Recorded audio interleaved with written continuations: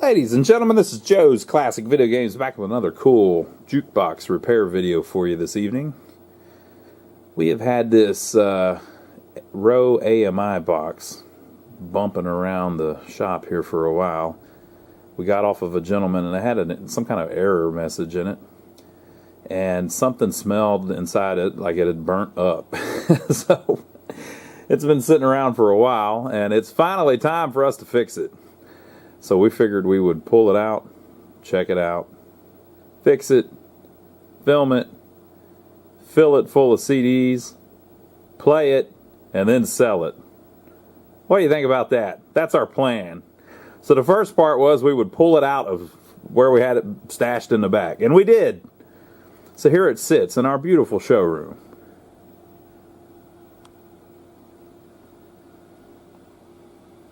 It's just me, myself, and I right now. But tomorrow, we'll have lots of people in going, wow, that was a cool old jukebox. But we got to try to fix it and figure out what's going on with it. Might have to order some parts. I have worked on these before, but I worked on them out on route. So I didn't really do any kind of component repair or anything. It was more just operating them and fixing minor things. And I think I messed with the pages on some a few times where they wouldn't turn right and stuff like that. But this is some kind of component that's burned up, and we're going to figure it out together, though. What do you think about that? So I'm going to carefully go through it. We'll figure out how it works. And if you've got one in a similar vintage of this Rowe, maybe it'll help you figure yours out, too. So we're going to step through it and learn together. I don't even know what model this is, but we'll look here in a minute. I'll go around to the back of it. But the first thing I want to do is open it up and see what's going on inside of it. Whenever I move one, I don't know if I can do this with one hand or not. Whenever I move one, I always like to look inside of them before I turn them on, because I don't want to. Well, that thing is heavy as hell. I don't want to turn them on when there might be stuff loose that's broken loose inside or something. There may be, the power supply fell off the wall and it's hanging in the back of the cabinet. So I like to just make sure everything's still where it's supposed to be before I plug it in. So let me open this heavy freaking door and then we'll go from there. Okay, so I have a little pad of paper here. Our buddies down the road in Gastonia own a printing company, and they always give us these little scratch paper pads. The first thing I noticed was, I did get the door open. That thing is heavy. So what's pretty common on these is these gas shocks wear out. And so somebody will make it like this has a little pipe on it that you can kind of move around so that it kind of jams between the end of the strut and the top and holds the door open. But that door probably weighs 50 pounds. That thing falls and hits you on the head, it might do some damage. So I'd like to at least see how much new shocks cost.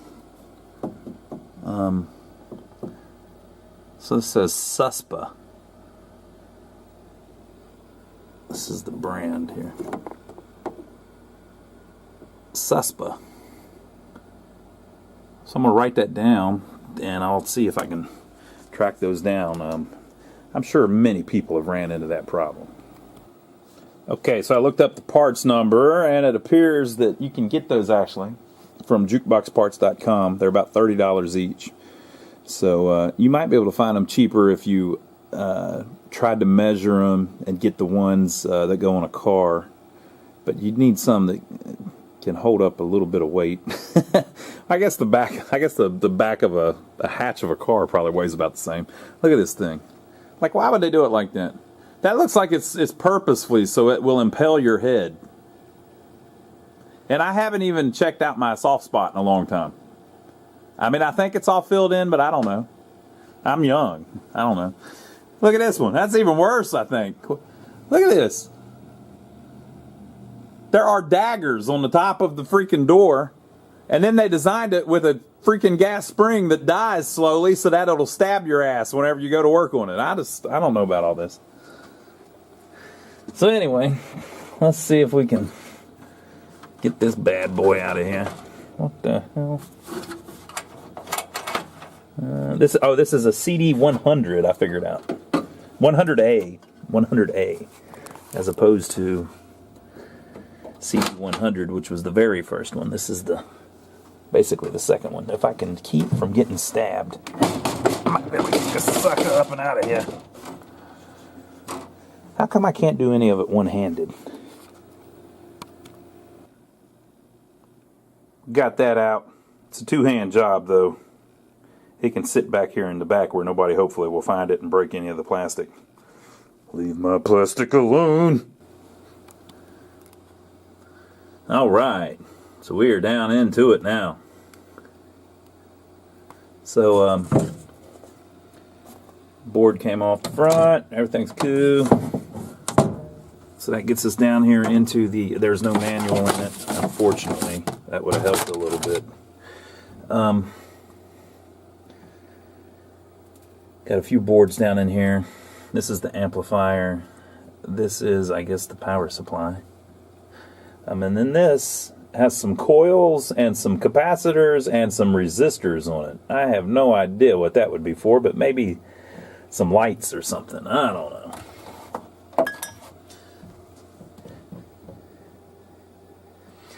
Yeah, there's our central control computer. Then we have our CD rack here in the back. And then it's got a Pro player in it, which I believe is the best one. I think it came out a little later.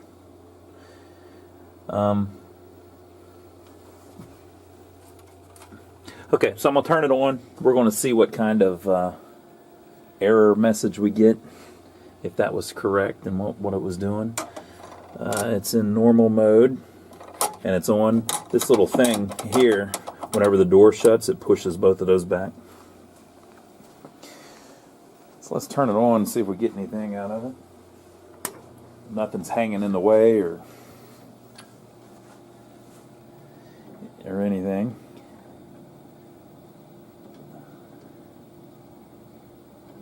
We are getting some error. Lights flashing on the CCC board. Looks like there's another mech down there. Yeah, we're getting smoke. We're getting smoke, folks. So we're getting smoke coming up from here. I don't even know what board's down there, so we're going to have to dig that out and see what's going on. But it did not like that. Ugh, something's burning. Let's get that out of there. So here is that part. It was mounted on the side there. And I didn't see it this time, but I believe we were getting like a board error message or something whenever we turned it on. It's been probably a year since we got this thing. But I just turned it on and I could see a billow of smoke coming up from here somewhere, and I can smell it a little bit right now. But everything's turned off and everything. We'll see what we can do. Y'all will have to help me hold it still while I take it loose. There we go.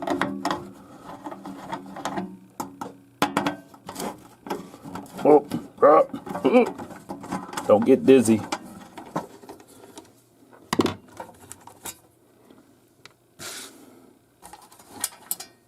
Okay, so something is probably burnt all to hell in here. What do you think it is? You old timers probably already know. I'm going to guess there's a bad diode. Could be a capacitor. It's not a resistor because it smells like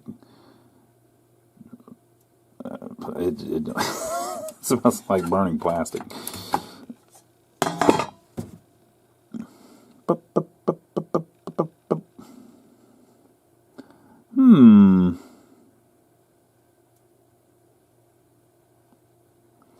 I see nothing that looks like it's on fire.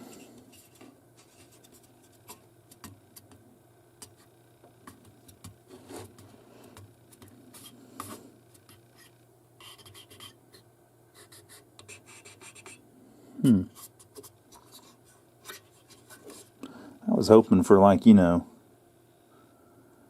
something like obviously flamed out so that we could know for sure what it was. What a letdown. It's better whenever it's like obvious.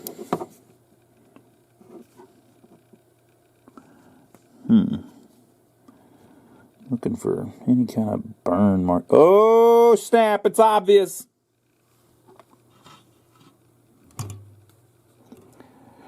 And there we are. That would be the culprit. Now, why is it doing that? Wonder if I'm going to be able to find schematics for this thing. It's a ULN 2003A. What is that, folks? All you experts out there. ULN 2003A. And it's the only one in here. So now, is it, I'd like to have the schematics because I could check the, to see if it uses the same voltage as everything else, or to see what drives it, or to see if it's just this chip failed. You know, it could just be that chip died. Oh no, the one next to it's the same, ULN 2003A. So they're both the same chip. So one died and the other one didn't, but I don't even know what they do.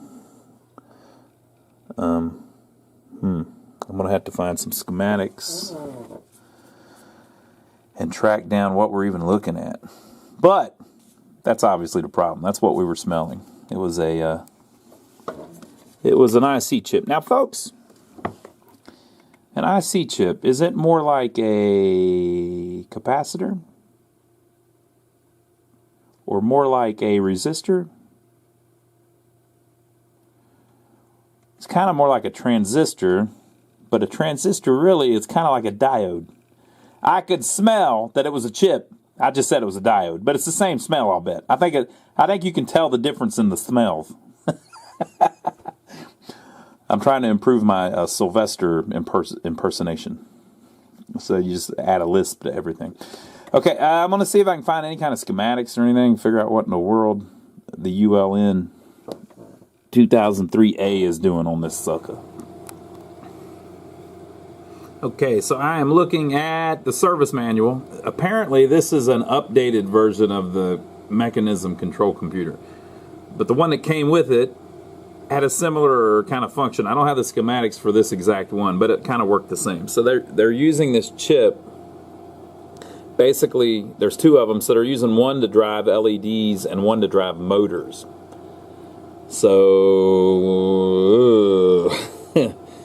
so the logic signal for like the magazine motor comes into the chip, and then it basically grounds motors, diodes, etc. The diodes are running off of like 8 volts.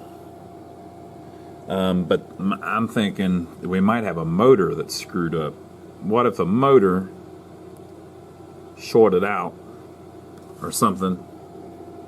And so basically, the way I understand it, like this input, like the logic tells the chip to ground that pin, which means that the voltage on the other end of whatever is connected to that pin runs through the chip, and it can do up to 50 volts.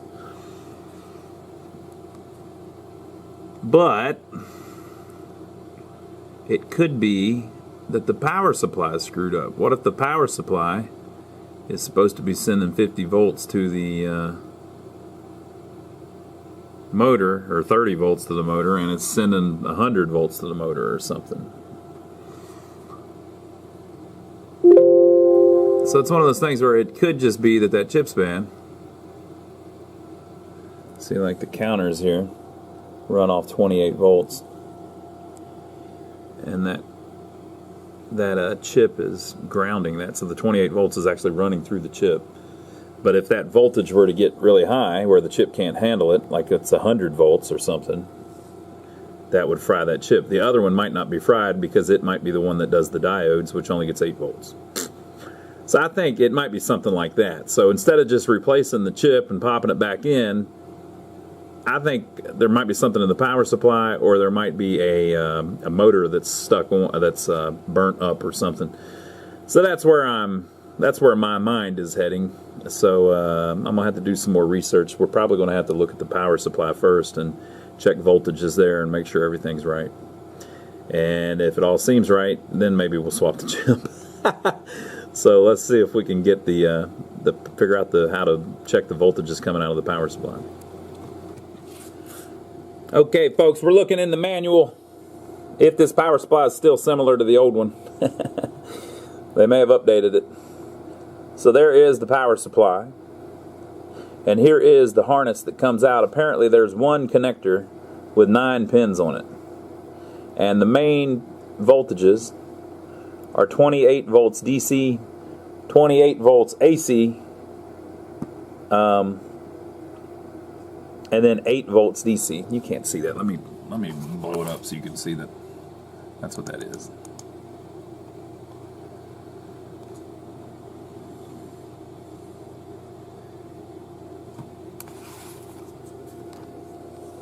That's a little better. Alright, so the main voltages out of the power supply: 28 volts DC, 28 volts AC, and 8 volts DC. And then you've got some common wires, grounds. And interestingly enough, the power switch turns off 28 volt AC, 28 volt DC, and the 8 volts DC. So I wonder if this little thing will show us what goes to the motors. You would think it would be that AC. You would think.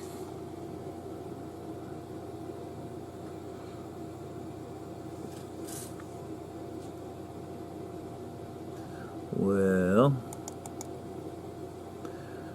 this is the mechanism control. This is the board we're having the problems with. And it gets 28 and 8, and then it also gets the 28 volt AC. And then it is what runs the motors.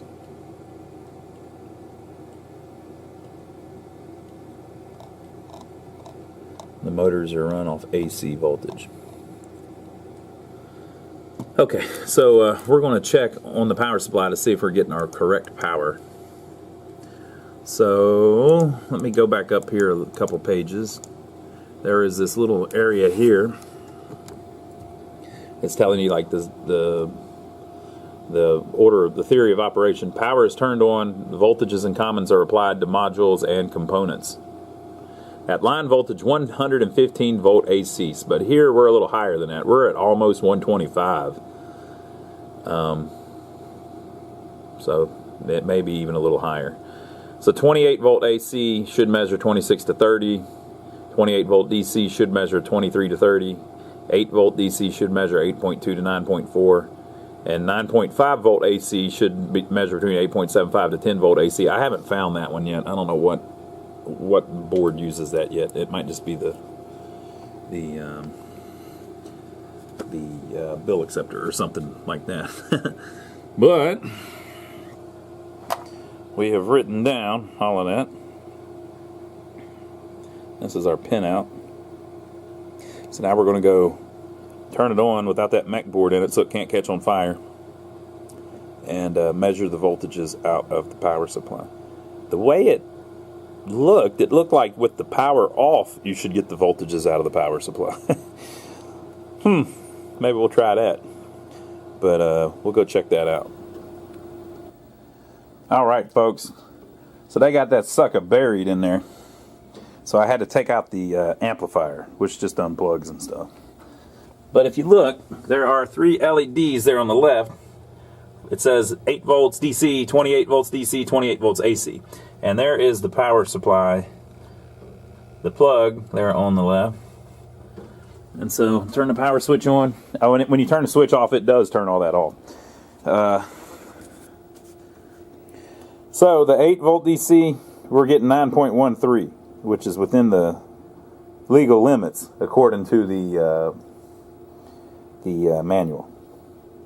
The 28 volts DC, we're getting 30.3, just slightly higher than the manual, but it's supposed to be 28, 30.3, close enough. And then the 28 volts AC, we've got 30.4. Again, just slightly higher than what the manual says. So I think that's fine. Why am I hearing clicking? There's some stuff clicking behind me.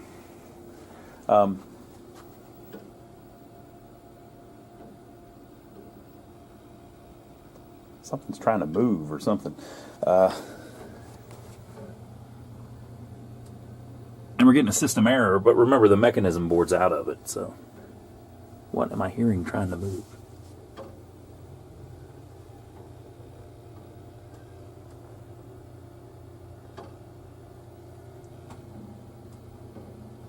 Oh. Duh.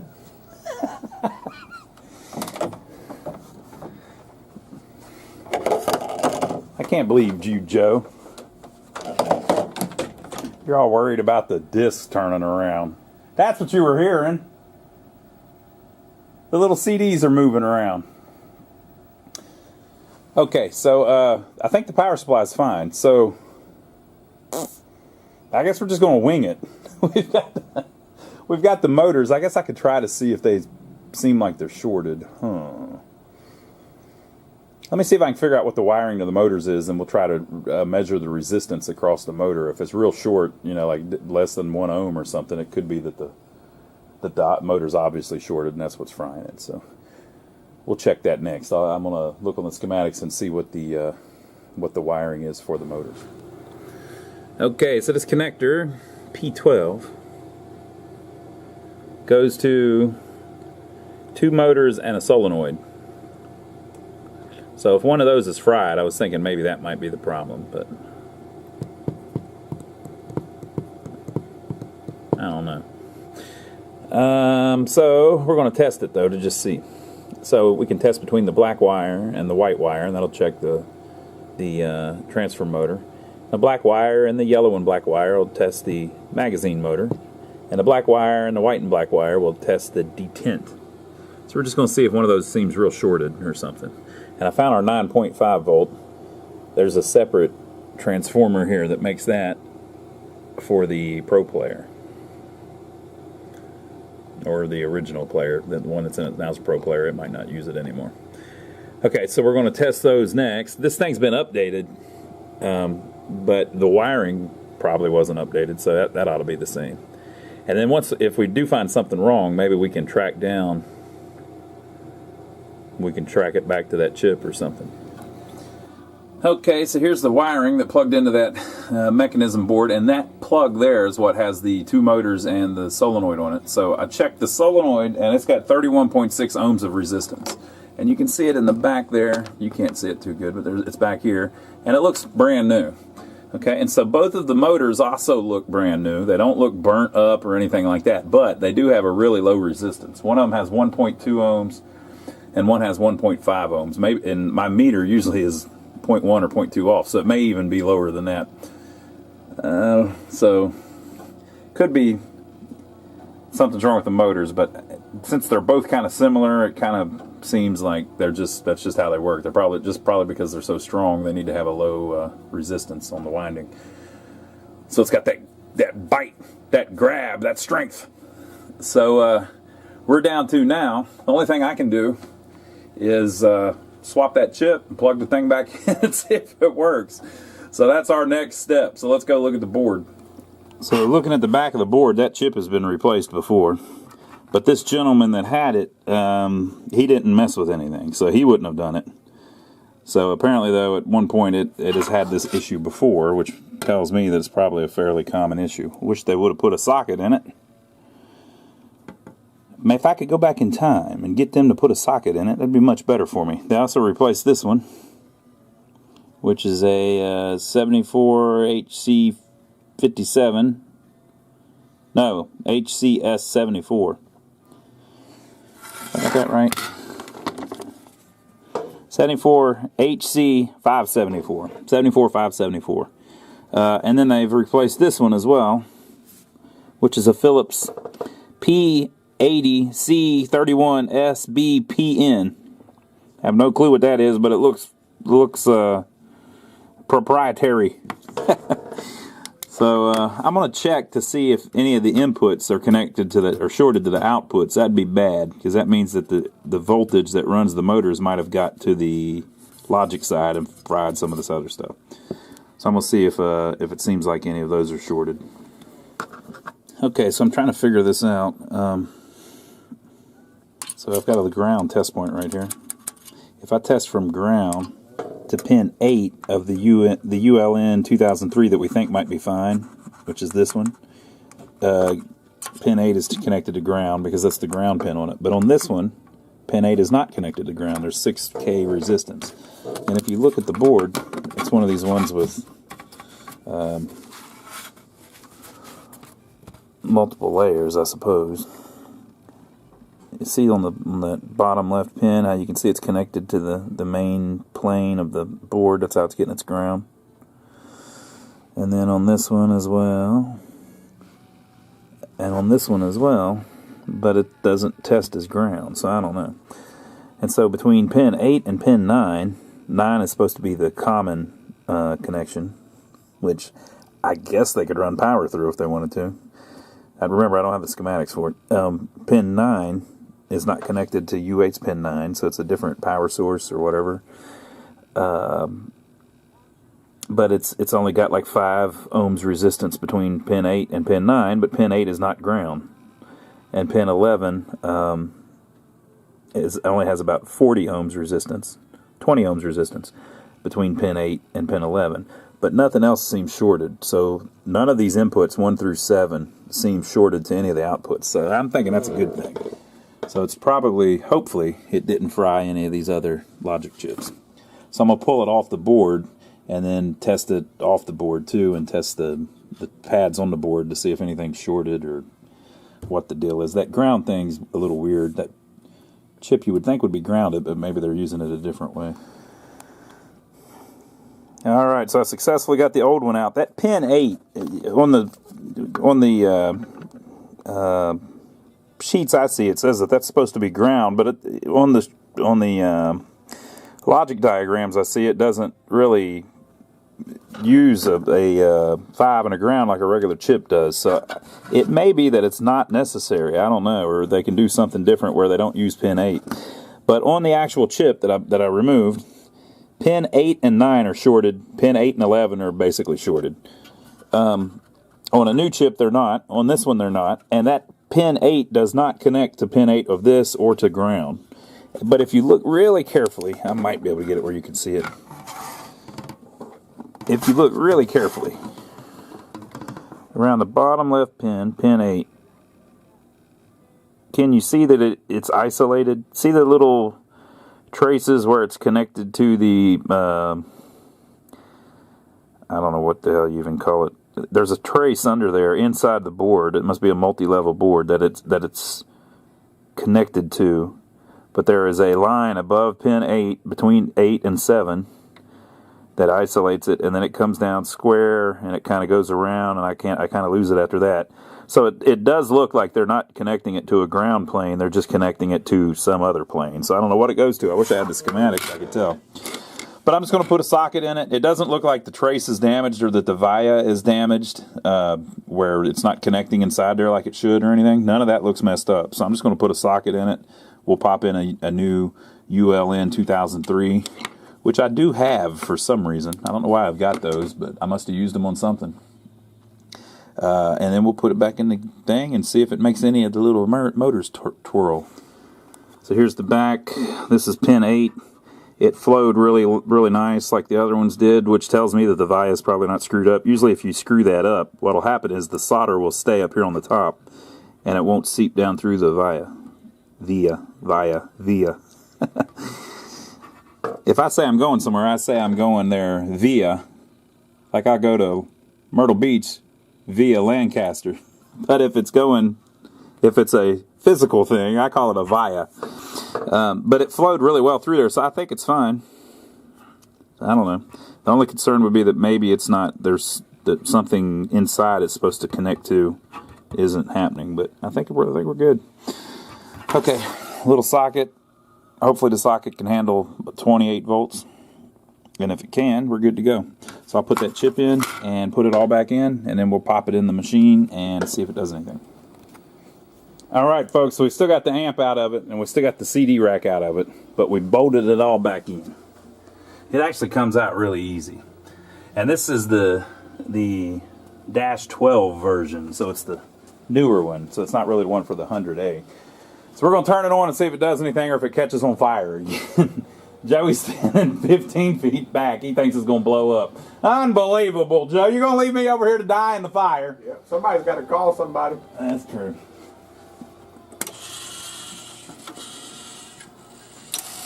That's how you do it, son. That's how you do it. So why is it doing this mess, you might wonder? Joey, why is it doing this? Got a bunch of stuff saved in the memory. Yep. It's trying to play all the CDs that it was trying to play before, that it's been saving in the memory for Lord knows how long. And it's laying them down and saying, wait a minute, there's no CD there. And so now it's permanently putting in the memory that CD doesn't exist anymore. So the next time we go to play one of those, it's not going to be willing to play it. But man, we might have fixed it. We got a board error light over here. It's on, so that probably ain't good. So maybe it's a bad thing. So we'll have to see what the board error light means. Over here we have our 5-volt light on, but our Rowe link command or system error and our board error lights are off, so we're good. We still have the amp unplugged, of course. Maybe they got it set on random play. Could be. And it's going through and none of them are in there. Could be. Let's do this.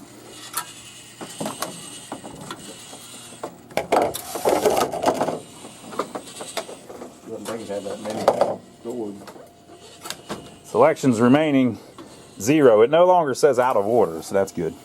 We'll let it keep running for a few and see if it gets tired and wears its little self out. And come back. Okay, so I went into the service mode, which there's a little switch behind the door there on the left. I showed that earlier. Then you type 8, and it says errors. Errors exist. No, it says errors exist, and then you type 8. And then it says status. And then you type 0, and it says error history.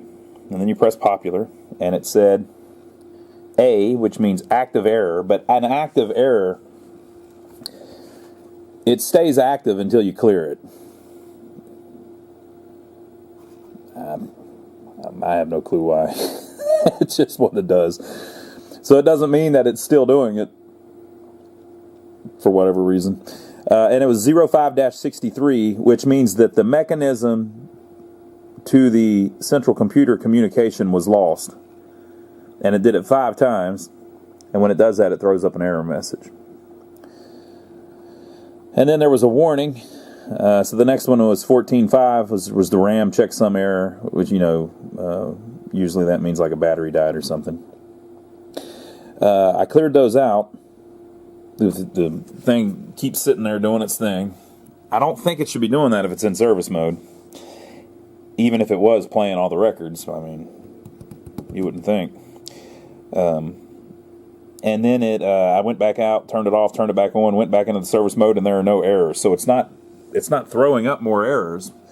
All of those lights are lit on the mech board, but they're not lit on the CCC board. But I'm thinking that maybe that other ULN chip is bad, because the ULN, one of them does the diodes, one of them does the motors. Well, clearly the one we replaced must have done the motors, because now there's motoring. Right? But now all of the LEDs are on, which it really shouldn't do that, because one of them's like the scan switch, one of them's the cancel switch, one of them's the motors moving and all that, one of them's the error, one of them's the 5-volt. They shouldn't all be on. They're supposed to blink and stuff, but they're all on. Well, it could be that ULN, the other ULN chip, is messed up and it's just shorted them all on, where they're all on all the time. Or it could be that the chip that drives both of those ULNs is messed up, and so it's got the one constantly scanning, it's got the other one constantly turning the little switch on the side that lifts up the flap and all that or whatever. So it could be that. It could be that it's got the contact switch stuck. I mean, the cancel switch stuck where it's canceling it, but I don't know why it would play over and over again if it was just canceling. So we've still got issues, so I'm going to keep working on it, but that'll be another video. I think we've gone far enough today. We've at least got it partially fixed. It's a little better than it was, isn't it? So I think next up, I need to, I think the first thing I might do is put that other UL in a socket just to see if that changes anything. It could be where it's, one other little piece of evidence. When you turn it back on, there's no errors. So if the thing is not communicating with the CCC, you would think that it would throw up an error, but it does not. And the CCC does not give an error. It was earlier, you saw that, but it's not now. So they could be talking on that little Rowe link, they call it. There's two wires that go to it. So that'll be for next time, but we've got gone through it a little bit. We've discovered a lot so far, right? Well, I'm learning on this, so hopefully you're learning too. So I'll keep messing with it and film another video. Now, if I upload this one, I must have fixed it because I don't like to upload the videos until I figure it all out. So I don't like to upload a video where I, get halfway through it and then I never figure it out, so the second video never comes out. I've done that a couple times, but not usually. So we're about halfway there, I think, on this one. But I think that mech board still has some issues, whether it's just those LEDs are stuck on. It could be that the thing is in random setup where it plays randomly or something, and it's just playing nonstop. Joe was pointing out to me that it was moving the exact same amount of CDs each time. So it must not be that it has selections stored in it, or they would be a little more random than that. So it's in some kind of mode, or that mech board is just tripping. I wish I had the full set of schematics for that newer board, but I don't. But we'll figure it out. So leave your comments below. Let us know what you think so far. Give us a thumbs up for filming it for you, and we'll see you on the next video soon. We'd like to thank everybody that's been using our Amazon links. If you don't know about that, there's a link to Amazon down below. If you click that and go to Amazon and buy anything, it gives us a tip. So thanks for doing that, everybody that's been doing that. And also, check out our other channel. My brother has a channel. It's called My Brother Donnie. It's literally My Brother Donnie.